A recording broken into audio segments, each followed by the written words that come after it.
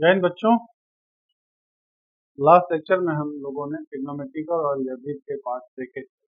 आज हम लोग को देखना है कि इंडिफिनिट इंटीग्रेशन के समय पार्शियल फ्रैक्शंस की जरूरत कब होगी, पार्शियल फ्रैक्शंस की जरूरत कब होगी, आंशिक भिन्न की जरूरत कब होगी। उसके लिए पहले थोड़ा सा पार्शियल फ्रैक्शन के बारे में हम लोग डिस्कस कर लें। पार्शियल फ्रैक्शन,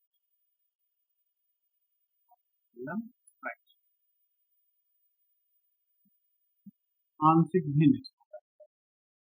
ये बताइए f of x upon g of ये क्या कहलाता है? Rational function. रेशनल फंक्शन है हमारा रेशनल फंक्शन। ये दो केस फ्रैक्शन में तो है ये हमारा। तो when degree of f of x is greater than equal to g of x, then it is called improper fraction। improper fraction।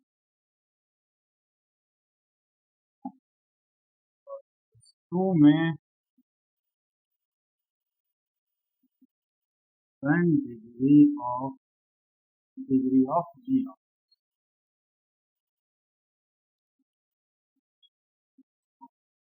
when degree of f of x less than degree of g of x, degree of g of x, then it is called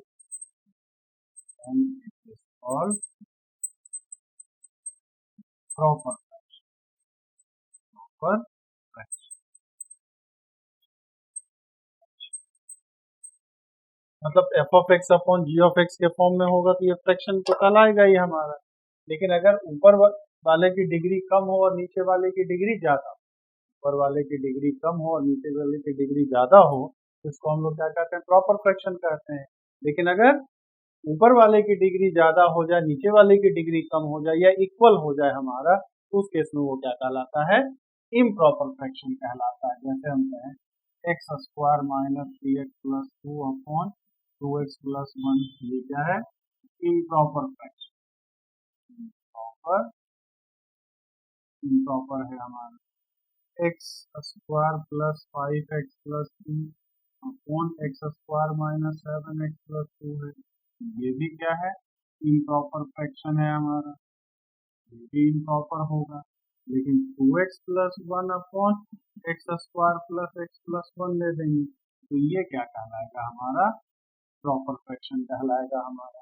तो अगर यहाँ नीचे की degree ज्यादा है, ऊपर का degree कम है तो प्रॉपर, यहाँ दोनों इक्वल है तो इम्प्रॉपर, यहाँ ऊपर की डिग्री ज्यादा है और नीचे का डिग्री कम है तो ये भी क्या होगा? इम्प्रॉपर ही होगा। मतलब प्रॉपर फ्रैक्शंस के लिए ऊपर कम डिग्री का होना चाहिए, ऊपर वाला कम घात का होना चाहिए दो घातीय, और नीचे वाला ज्यादा का होना चाहिए, तब प्रॉपर। अदरवाइज हर केस में वो क्या होगा? इम्प्रॉपर होगा हमारा। इम्प्रॉपर को प्रॉपर में बदलने का तरीका क्या है? डिवाइड कर दीजिए। इम्प्रॉपर को प्रॉपर में बदलने का तरीका क्या है? जैसे क्या है? X square minus 3x plus 2 upon 2x plus 1 है हमारा, ये इम्प्रॉपर है, प्रॉपर है हमारा। अब इसको प्रॉपर में बदलना, x square minus 3x plus 2 को हम लोग 2x प्लस 1 से डिवाइड कर दें, ये 1/2x से कर दें, एक्स स्क्वायर माइनस 3/2x आ जाएगा हमारा, माइनस ये प्लस 3 और ये तो कैंसिल हो गया, माइनस 3/2x प्लस 2 बचेगा हमारा। अब इसको क्या कर दें? माइनस 1/6 से कर दें तो 2 इंटू माइनस 1/6 जो हो जाएगा तो 3/2 चाहिए ना, -3/2 है तो 2 इंटू ए बराबर -3/2, तो ये हमारा -3/4 से कर, तो -3/4x से करेंगे ये -3/2x और फिर क्या हो जाएगा -3/4, फिर ये और ये तो कैंसिल हो जाएगा, 4 दूना 8 11/4। मतलब हम ऊपर वाले को क्या लिख सकते हैं, इसको x² -3x+2/2x+1 है हमारा, ये लिखा जा सकता था 1/2x -3/4x +11/4/2x+1 इसका काम खत्म। अब ये तो प्रॉपर फ्रैक्शन है, ऊपर वाला 0 डिग्री का, नीचे वाला 1 डिग्री का, तो क्या हो गया, प्रॉपर फ्रैक्शन हो गया। इम्प्रॉपर को प्रॉपर में बदलना है तो डिवाइड कर दीजिए, अपने आप प्रॉपर में बदल जाएगा आपका। तो partial fraction used in only proper fraction. Partial fraction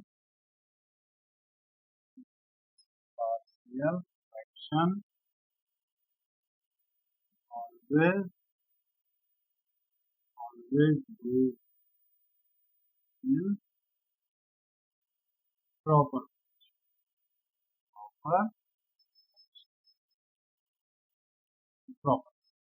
fraction होगा तभी इसका इस्तेमाल करेंगे, इम्प्रॉपर फ्रैक्शन में इसका इस्तेमाल नहीं करते हैं हम लोग, ये हमेशा ध्यान रखिएगा। तो प्रॉपर फ्रैक्शंस का तरीका क्या है बदलने का,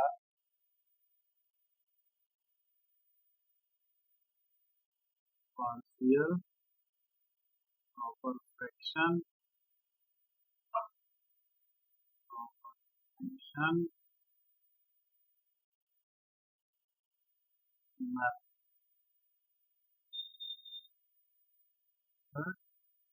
मेथड। अगर ax plus c upon bx plus q upon x minus a into x minus b, इसको हम क्या a upon x minus a plus b upon x minus b लिख देंगे।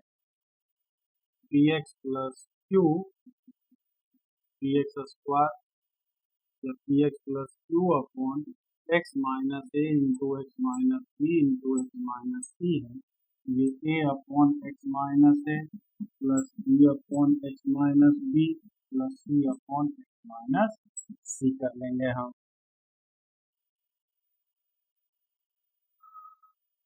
bx plus q is equal to कर दे x minus a into x minus b plus, ये हो जाएगा a x minus a b upon x minus b और plus c upon x minus b का whole square. फिर bx plus q upon ax square plus bx plus c, factorize ना हो हमारा, और into x minus a into bx square plus cx plus b जैसा कोई form हो हमारा, तब ये हो जाता है a upon x minus a और ये bx plus c upon bx square plus bx plus b। मतलब कुल मिला के इसी तरह से और भी आगे आ जाएगा, लेकिन आपको इससे ज़्यादा आपको ज़रूरत बहुत होगी तो इन्हीं तीनों की ज़रूरत होगी। कभी कभी एक आध सवाल इसकी ज़रूरत हो जाती है, अदरवाइज इसकी भी ज़रूरत नहीं होगी। इससे ज़्यादा तो खैर एनडीए, एयरफोर्स, नेवी या 12 के एग्जाम में आपको कहीं कोई ज़रूरत नहीं होती है, इस बात को ध्यान रखेंगे। मतलब कुल मिला के क्या है कि जितने नीचे फैक्टर रहे, जितने डिग्री का होगा, ऊपर उतना ही कांस्टेंट रहेगा। लीनियर और नॉन रिपीटेड, लीनियर रेखीय हो और एक दोबारा ना आता, तो हर फैक्टर को नीचे लिख देंगे, एक कांस्टेंट लिख देंगे, हर एक कांस्टेंट के नीचे एक फैक्टर लिख दिया जाएगा। जैसे x माइनस ए था, x माइनस बी था, तो ऊपर वाले से फिलहाल कोई मतलब नहीं, तो x माइनस ए के ऊपर एक कांस्टेंट लिया, x माइनस बी के ऊपर एक कांस्टेंट लिया, 3 है तो x माइनस ए के ऊपर एक कांस्टेंट लिया, x माइनस बी के ऊपर लिया, x माइनस सी के ऊपर लिया। अब x माइनस से लीनियर और रिपीटेड है, तो x माइनस बी का स्क्वायर है x माइनस ए तो एक ही बार है, ऊपर ए लिया, x माइनस बी 2 बार है तो एक एक करके बढ़ाते जाएंगे, पहले x माइनस बी, फिर x माइनस बी का स्क्वायर, मान लीजिए क्यूब रहता तो एक और कांस्टेंट लगा करके x माइनस बी पर पावर 3 भी लेते, 4 रहता तो एक कांस्टेंट और लगा के करते हम लोग, तो 3 से ज्यादा की जरूरत फिर ऐसे भी नहीं होगी। और अगर नीचे क्वाड्रेटिक तो लीनियर वाले के ऊपर कांस्टेंट रखा, और नीचे अगर क्वाड्रेटिक फैक्टर है तो ऊपर हमें क्या लिखना होगा, लीनियर। ऊपर क्या लिखना होगा, लीनियर। नीचे 2 पावर का है, लेकिन bx स्क्वायर प्लस cx भी फैक्टराइज ना हो पाए। अगर फैक्टराइज हो जाएगा, इसका गुणनखंड निकल आएगा, तब तो ये वाला इसी तरीके से हो जाएगा, इससे सॉल्व कर लेंगे। लेकिन समस्या तब आएगी जब फैक्टराइज ना हो पाए। तो अगर गुणनखंड ना निकल पा रहा हो, फैक्टराइज ना निकल पा रहा हो, तो फिर इस मेथड का इस्तेमाल किया जाता है आपका। इसको अगर हम लोग समझें अच्छे से एग्जाम्पल से, तो यही बस 3-4 आप फिलहाल याद रखिए, उससे ज्यादा आपको जरूरत नहीं होनी है। एग्जाम्पल्स इसको अच्छे से समझा जाए। जैसे आपका दे दिया, इंटीग्रेशन करना है 2x plus 3 upon x minus 2 into x plus 3 into x minus 1, इस काइंड। अभी हमने जितने भी फॉर्म पर है, इस फॉर्म का तो कोई क्वेश्चन था ही नहीं हमारा, तो इसको हम पार्शियल फ्रैक्शन में चेंज करेंगे। तो let 2x plus 3 upon x minus 2 into x plus 3 into x minus 1 बराबर a upon x minus 2, b upon x plus 3 और c अपॉन एक्स माइनस 1। इसको करेंगे तो क्या आ जाएगा, 2x plus 3 x minus 2 x plus 3 x minus 1 a into x plus 3 into x minus 1 plus b into x minus 2 x minus 1 और plus c into x minus 2 x plus upon x minus 2 into x plus 3 into x minus 1। ये और ये तो cancel ही हो गया।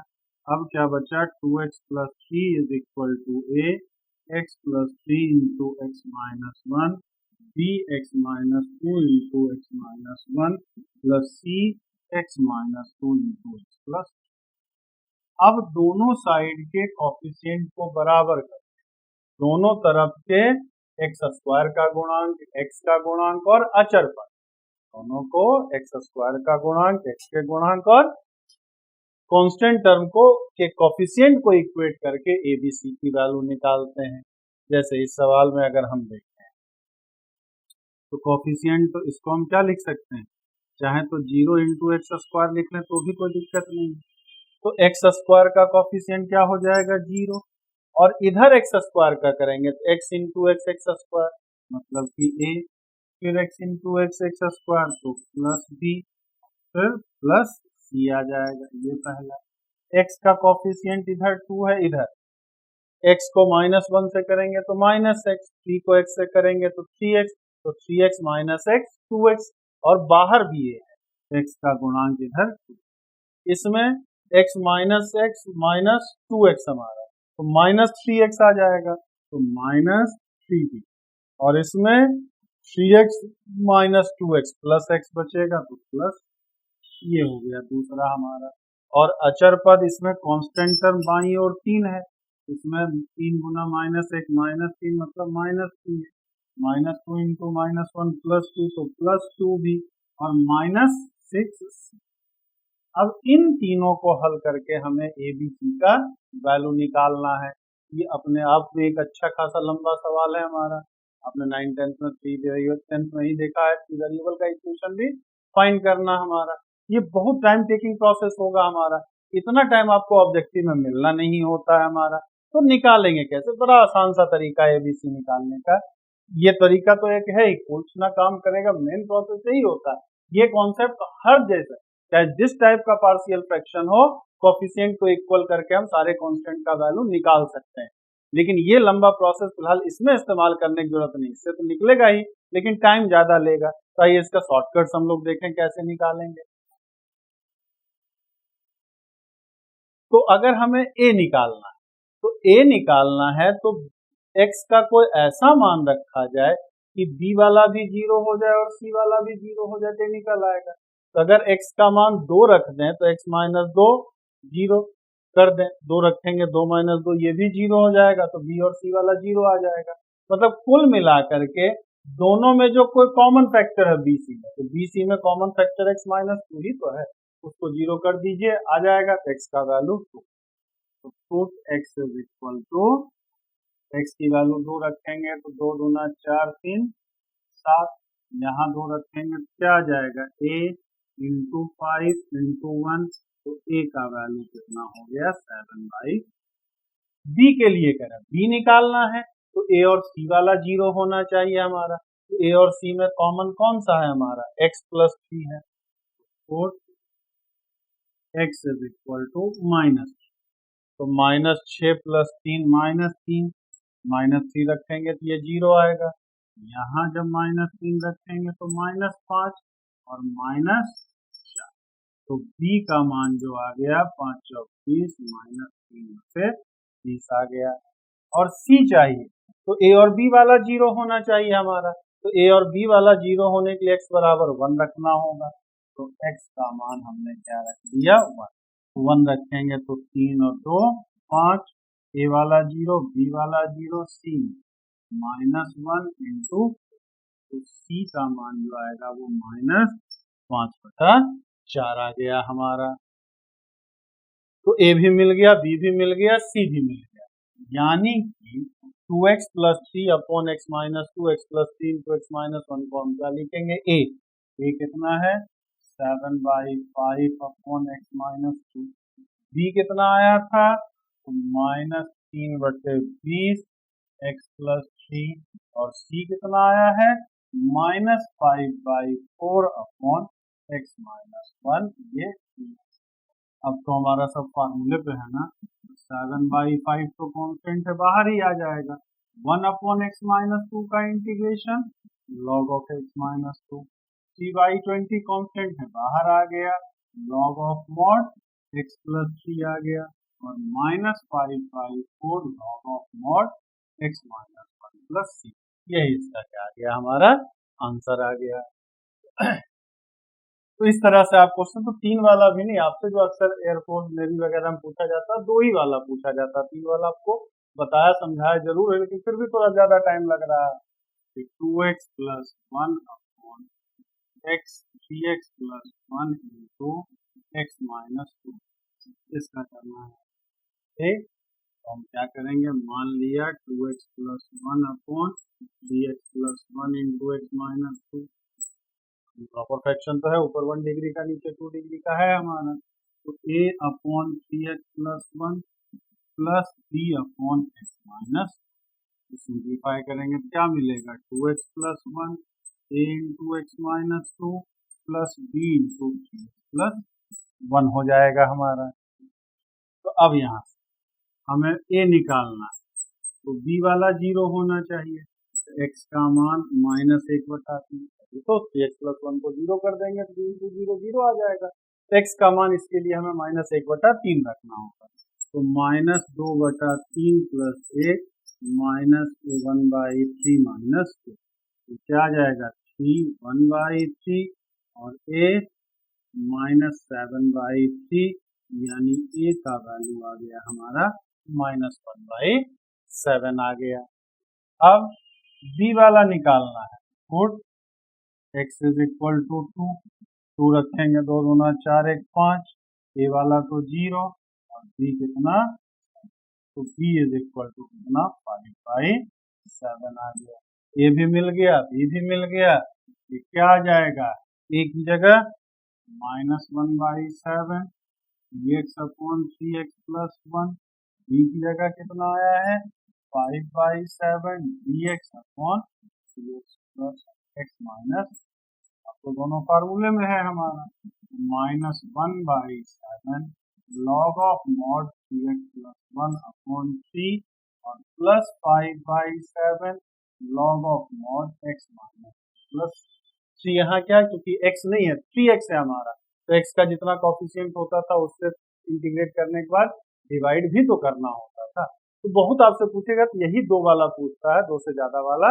नहीं पूछता है आपसे। बताने का आपको सब बताया जा रहा है, लेकिन पूछेगा मैक्सिमम चांस है कि इसी तरह का अब लीनियर और रिपीटेड हो हमारा, यदि आपका x plus 1/x-3 into x square plus c x plus x plus 2 का होल। अब यहाँ ये तो एक ही बार है, लेकिन ये तो 2 बार है हमारा, तो मान लिया x plus 1/x-3 x plus 2 का होल स्क्वायर, तो a/x-3 b/x प्लस 2 और प्लस c/x प्लस 2 का होल स्क्वायर हमारा। ये क्या मिल जाएगा हमें x plus 1 a into x-3 है तो x प्लस 2 का होल स्क्वायर, बी वाले में क्या मिल जाएगा x-3 इंटू एक्स प्लस 2 और सी वाले में क्या मिल जाएगा x-3। तो सबसे पहले अगर हम a की बात करें, तो a निकालने के लिए b और c वाला 0 होना चाहिए, तो b और c में कॉमन फैक्टर कौन है x-3 है, तो 4x is equal to 3 1 4 a 3 2 5 का स्क्वायर 25, बी वाला 0 ही सी वाला 0 ही, a का मान हमारा 4/25। अब b चाहिए हमारा, तो b निकालने के लिए a और c वाला 0 होना चाहिए, लेकिन a में x प्लस 2 का होल स्क्वायर है और c में x-3 है, तो a और c में तो कोई कॉमन फैक्टर है ही नहीं ना, उससे मिल नहीं रहा, a और c दोनों इकट्ठा 0 हो नहीं पा रहा। इसके लिए चलिए हम लोग बाद में देखेंगे, अब पहले c निकालना है, तो c निकालने के लिए, और ये किसके लिए था, फॉर a और फॉर c, तो a और b में तो कोई कॉमन है x प्लस 2 है, तो for c put x is equal to -2 रखेंगे तो ये भी 0 आ जाएगा, यहाँ -2 रखेंगे तो -1 आ जाएगा हमारा, और इधर ये 0 c -2 तो c का मान कितना हो गया 1/5 हो गया, तो a मिल गया c मिल गया। अब बचा b हमारा, तो b निकालने के लिए तो बताइए जो ओरिजिनल तरीका था कोफिशिएंट को इक्वेट करके वो इस्तेमाल करें, क्योंकि जो शॉर्टकट था वो हमारा काम b में नहीं कर पा रहा, क्यों, क्योंकि a और c में कोई कॉमन फैक्टर है ही नहीं, तो कोफिशिएंट इक्वेट कर लीजिए, इक्वेट कांस्टेंट और b, तो कांस्टेंट टर्म लेफ्ट साइड में 1 है, राइट साइड में करेंगे तो x square plus 4x plus 4 आएगा ना, तो 4 इंटू ए मतलब कि 4a, -3 गुना 2 करेंगे -6 आएगा, तो -6b, और -3 गुना 3 -3। हमारा a और c तो निकला है ना, तो ये भी निकल आएगा, तो 1 4 चक 16/25 -6b, और c कितना आया था 1/5 आया था, तो -3/5, तो 6b बराबर कितना 16/25 3/5 और -1, 6b इधर ले गया, 1 को इधर लेके चले गए, तो 6b बराबर आ गया एलसीएम 25 16 -15 -1, b का मान ये तो 0 आ जाएगा हमारा, ये कितना आ जाएगा 25, तो 16 -40 हमारा कितना आ गया -24/25, यानी कि b का मान जो आ जाएगा -4/25, तो a भी मिल गया, c भी मिल गया, b भी मिल गया, रख दीजिए, a कितना आया था 4/25 dx/x-3, b कितना आया है -4/25, कितना आया है -4/25 dx/x प्लस 2, और c कितना है 1/5 dx/x प्लस 2 का होल स्क्वायर, तो कोई दिक्कत नहीं है, तो फार्मूला सबका है ही हमारा, 4/25 log of mod x-3 -4/25 log of mod x plus 2 और plus 1/5 into 1/x plus minus plus सबका हमने इंटीग्रेशन कर दिया, हमारा काम हो गया। अब आपका क्या है, ये तो इस तरह से पूछ लेगा। अब फिर अगर दे दिया कि 2x plus 1 upon x plus 1 into x square plus x plus 1 दे दिया। अब यहाँ पे क्या कर लेंगे हम लोग, मान लिया 2x plus 1 x plus 1 into x square plus x plus 1 is equal to a upon x plus 1 और bx plus c upon x square plus x plus 1 किया जाएगा। सिंप्लीफाई करेंगे क्या मिलेगा, 2x plus 1 a into x square plus x plus 1 और plus bx plus c into x plus. अब यहाँ a निकालना तो b और c जीरो होना चाहिए, तो ऐसा कोई कॉमन फैक्टर वाला कॉन्सेप्ट ही नहीं है हमारा। पुराना कॉन्सेप्ट यहाँ काम नहीं करेगा, यहाँ कॉफिशिएंट को हमें इक्वेट करना ही होगा। यहाँ एक्स स्क्वायर का टर्म है ही नहीं, तो एक्स स्क्वायर का टर्म नहीं है, कॉफिशिएंट जीरो और इधर a प्लस b आ जाएगा पहला।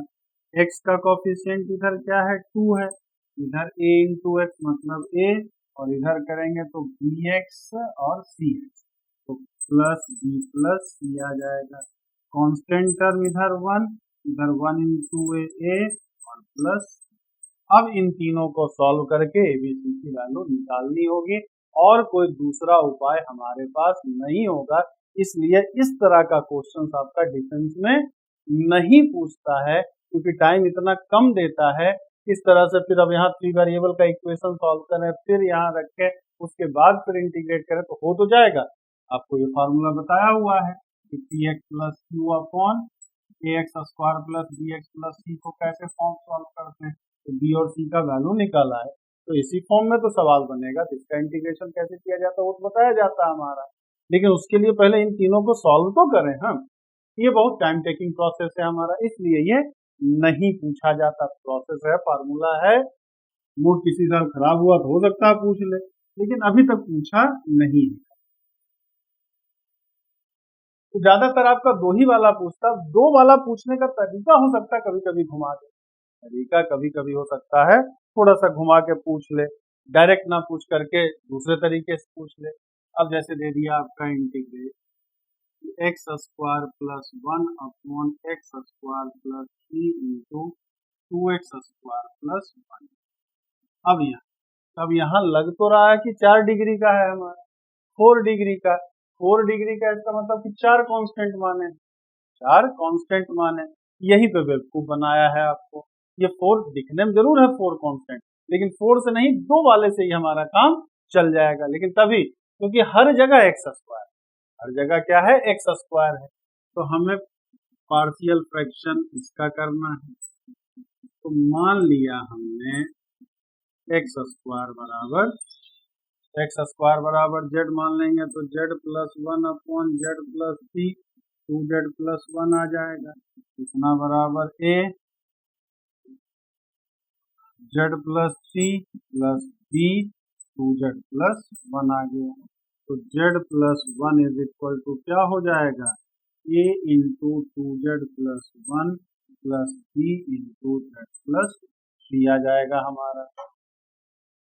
अब फॉर a निकालना, कोड z is equal to minus 3, 0 आ जाएगा, तो minus 3 plus 1 minus 2, minus 6 plus 1 minus 5, तो a का मान कितना आ गया, 2 से 5 आ गया। अब for b code z is equal to minus half, अभी तो ये वाला 0 आएगा, तो माइनस हाफ करेंगे तो माइनस हाफ प्लस 1/2, a वाला 0 ही और b वाला कितना, माइनस हाफ प्लस 6, यानी कि हाफ इज इक्वल टू 3 गुना 6 5/2b, मतलब b का मान कितना आ गया, 1/5 आ गया। तो इसको हम क्या लिख सकते हैं, a मतलब कितना 2/5 z प्लस 3 और b कितना था 1/5 2z प्लस, और z हमने माना किसको था, एक्स स्क्वायर को, तो z की जगह अगर एक्स स्क्वायर रख देंगे तो ये क्या आ जाएगा 2/5 x square plus 3, 1/5 2x square plus 1। अब कोई दिक्कत नहीं, अब कर डालिए इसको, तो 2/5 dx upon x square plus 3 plus 1/5 dx upon 2x square plus 1। अब इसका इंटीग्रेशन हम लोग कर ही सकते हैं, 2/5 1/√3 n इनवर्स x अपॉन √3 हो जाएगा। इसमें 2 बाहर ले लें तो 1/10 हो जाएगा ये, और 1/√2 n inverse x upon 1/√3 plus हमारा आंसर आ जाएगा। तो इस तरह से अगर पूछता भी है 2 से ज्यादा डिग्री का, तो इस तरह से आपसे पूछेगा कि लगेगा जरूर ज्यादा का है, लेकिन वो ज्यादा का होता नहीं है, 2 वाले से ही काम चल जाता है आपका। इस तरह से कभी कभी जरूरत हमें इंटीग्रेशन करते समय इस तरह के पार्शियल फ्रैक्शन की जरूरत हो जाती है। उम्मीद करते हैं कि इसके बाद आप पार्शियल फ्रैक्शन जरूर आप इस्तेमाल कर लोगे।